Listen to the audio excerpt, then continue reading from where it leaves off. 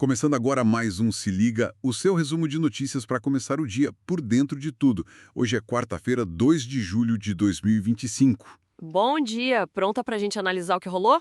Opa! Sempre. Olha, no cardápio de hoje, a temperatura subiu em Brasília, né?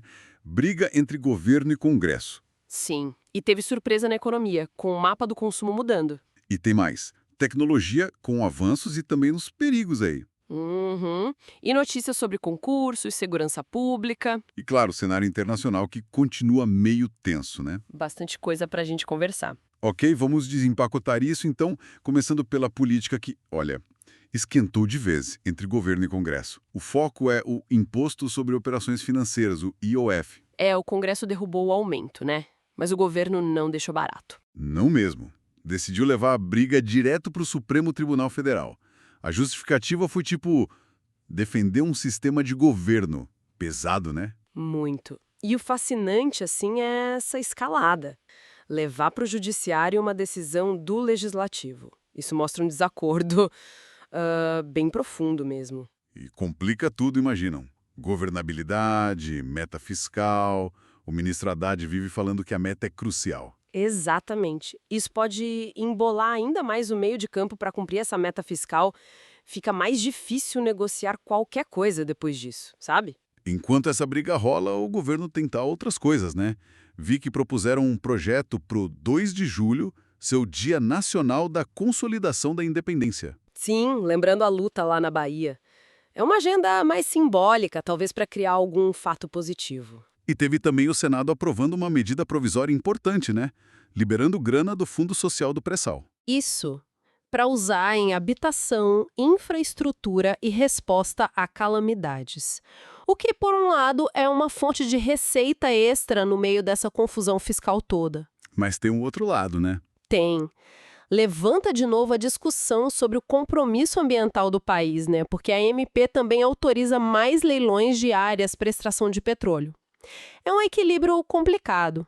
Falando em longo prazo, saiu uma pesquisa com deputados. Metade acha que a reeleição do Lula em 2026 está ameaçada pela oposição. Eita! Pois é, a relação Planalto-Congresso foi descrita como em profunda deterioração. Isso pesa muito numa perspectiva de reeleição. E falando em oposição, o ex-presidente Jair Bolsonaro cancelou uns compromissos por problemas de saúde. Sim, isso sempre adiciona uma camada de incerteza, né? A saúde de figuras políticas importantes mexe com o cenário, tudo isso monta um quadro político bem complexo para os próximos anos. Fragilidade no Congresso, oposição forte, desafios claros. Mudando um pouco o foco para a economia. A confiança dos empresários deu uma escorregada feia em junho, a maior queda do ano. É um sinal amarelo, né? Essa queda pode indicar uma desaceleração vindo por aí, talvez afetar contratações, reflexo dessa instabilidade toda que a gente está falando. E, ao mesmo tempo, saiu aquele levantamento mostrando que os gastos com penduricalhos para juízes dispararam. Chegou a 10 bilhões e meio de reais em um ano. É muito dinheiro. Nossa, demais! Isso pressiona as contas públicas, claro, e levanta aquela questão da desigualdade dentro do próprio setor público, né? Um debate necessário sobre prioridades. E o dólar, hein? Ontem teve alta, fechou a 5,46. Muito por causa dessa história do IOF, imagino. Sim, o mercado reage rápido a essas notícias políticas. Mas o curioso é que no acumulado do semestre, o dólar teve a maior queda desde 1973. Como assim? Isso é interessante. Mostra a diferença entre a volatilidade do dia a dia, super sensível à política, e as tendências de mais longo prazo. Talvez outros fatores macro tenham pesado mais na primeira metade do ano, sabe? Fluxo de capital, commodities. Faz sentido. E olha essa notícia que muda o mapa do Brasil. O Nordeste ultrapassou o Sul. Agora é a segunda maior região em potencial de consumo do país em 2025. Incrível! É uma mudança muito significativa.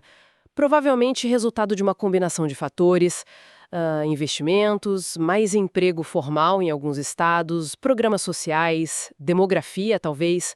As empresas e os governos precisam ficar de olho nisso, nesse novo equilíbrio regional. Com certeza. Agora, tecnologia. o setor continua agitado. Teve aquisição da Lexmark pela Xerox. E muita coisa rolando em inteligência artificial e computação quântica, né? A Meta mesmo criou um laboratório novo focado nisso. Exato. Mas nem tudo são flores. Aquele mapa do terror cibernético mostrou a ação de dezenas de quadrilhas aqui no Brasil. Assusta, né? Vivemos tipo uma corrida armamentista digital. O avanço tecnológico abre novas portas, mas também novas brechas de segurança. A demanda por cibersegurança só cresce. E uma parceria legal. A Netflix vai transmitir conteúdo espacial ao vivo da Agência Espacial Americana, a National Aeronautics and Space Administration. O espaço na nossa sala. Muito bom. Isso ajuda a democratizar a ciência, né? Usar o entretenimento para aproximar as pessoas da exploração espacial. Bem legal. Área social. Saiu o edital do Concurso Público Nacional Unificado.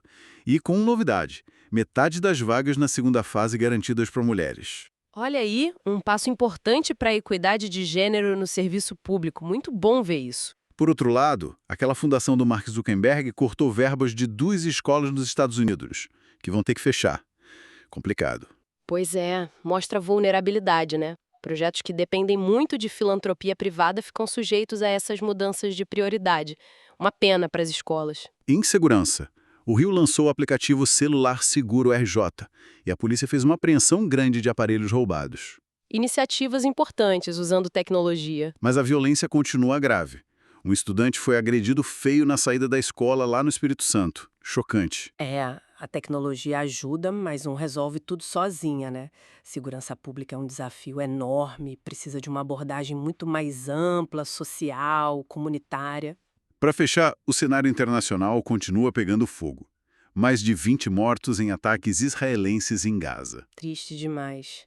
E o Irã descartando retomar rápido as negociações nucleares. E teve mega operação do Federal Bureau of Investigation nos Estados Unidos contra a espionagem da Coreia do Norte. Muita tensão geopolítica. E no Peru, uma testemunha-chave do caso Odebrecht foi encontrada morta. Tenso. São muitos focos de instabilidade, né? Conflitos regionais, espionagem, a luta contra a corrupção que atravessa fronteiras. O mundo tá complicado. Ufa, quanta coisa aconteceu ontem, né? Foi bastante informação. Sim, um dia cheiro. Bom, a gente fica por aqui com o Se Liga de hoje. Esperamos que essa nossa conversa ajude a conectar os pontos, a entender um pouco melhor o que está rolando por aí. Isso aí. Valeu pela companhia.